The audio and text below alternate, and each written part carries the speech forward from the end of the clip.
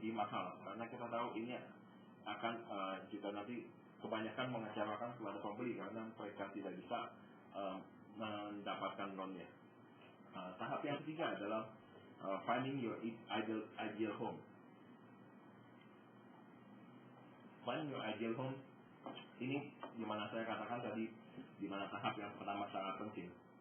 Saya kalau misalkan seperti contoh, ada pembeli A bilang kepada saya, kalau ini saya mau rumah 2 kamar mandi di daerah tertentu, maka apa yang akan saya lakukan adalah saya biasanya 1 minggu sekali saya akan preview semua rumah-rumah yang cocok dengan keinginan klien saya.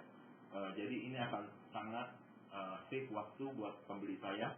Saya akan keliling dulu pertama kali, dan setelah itu saya akan bilang kepada klien saya, ini saya ada review beberapa rumah buat kalian. Saya lihat ada 2 atau 3 rumah yang cocok, dan ini yang saya akan take klien saya untuk pergi dan melihat rumah ini.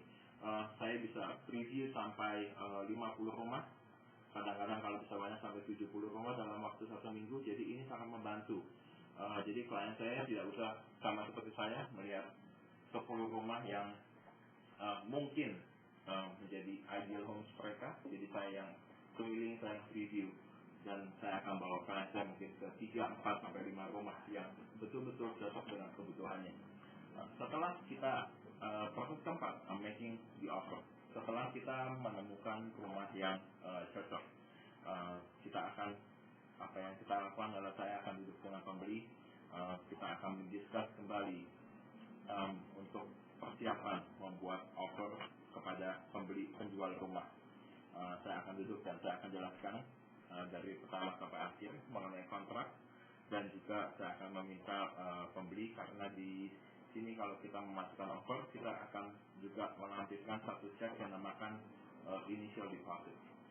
Setelah kita selesai dan saya akan memberikan kontrak itu, saya akan ajukan kepada pihak agent atau pihak penjual, dan akan menegosiasi rumah itu dengan best offer yang sesuai dengan apa yang menjadi di market condition.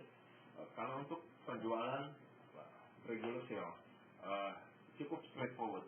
Setelah kita negosiasi, misalkan mereka ada 2-3 kemungkinan apa yang terjadi kalau kita berikan offer. Pertama, mungkin mereka akan bilang kalau ini mereka akan accept the offer. Kedua, mungkin mereka akan bilang bahwa mereka tidak setuju oleh semua yang di offernya, atau yang ketiga mereka bilang, saya kita nggak suka sama ini offer, dan dia akan reject the offer. Dan yang selanjutnya adalah kasih saya waktu sebentar ini. Oke. Itu pakai mouse saja. Ya.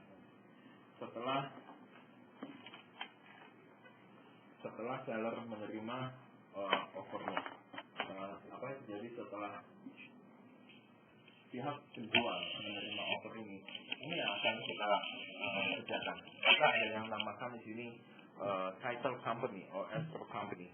Saya boleh kasih penjelasan sedikit.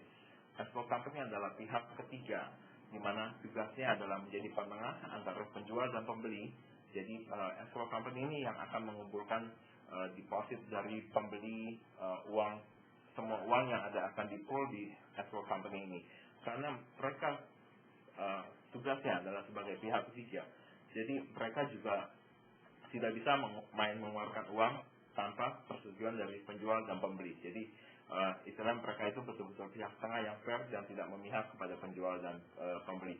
Jadi hari pertama setelah kita mendapatkan persetujuan dari penjual bahwa kontrak kita penawaran kita diterima, yang hari pertama kita akan lakukan namanya open escrow, dan cek deposit yang pertama kali diberikan kepada saya untuk offer akan saya deposit kepada escrow company. Pada saat yang sama juga saya akan submit the loan application kepada pihak lender. Jadi saya mesti kasih tahu lendernya, we have an offer that accepted. Kita bisa mulai start working on the loan, dan juga orders, appraisal, inspection and disclosure.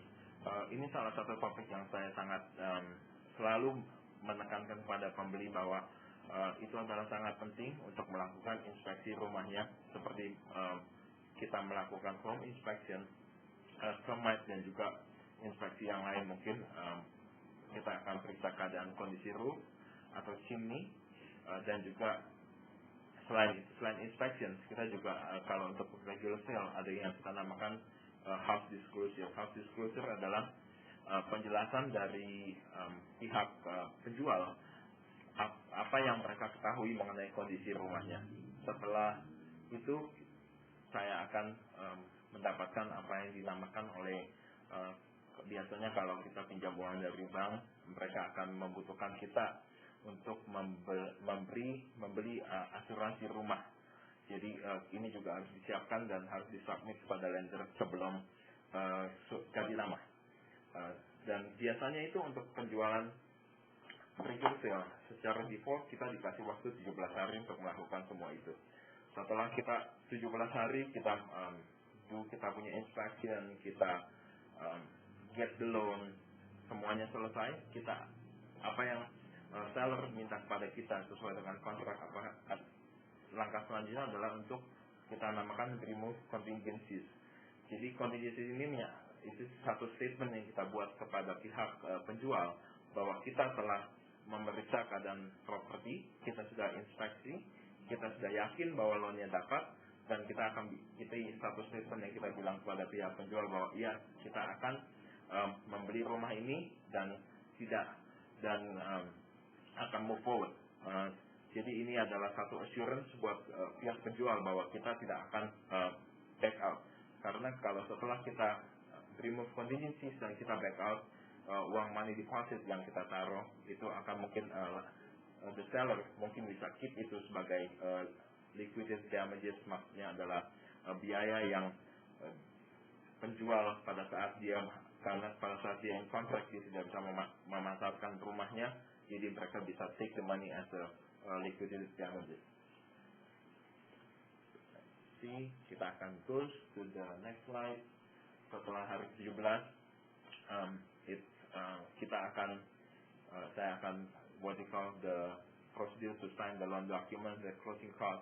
Ini adalah setelah pihak bank mengirimkan dokumen dan menyetujui pinjamannya dan mengirim dokumennya, kita akan duduk di escrow company, kita akan tanda tangan surat loan document, juga tanda tangan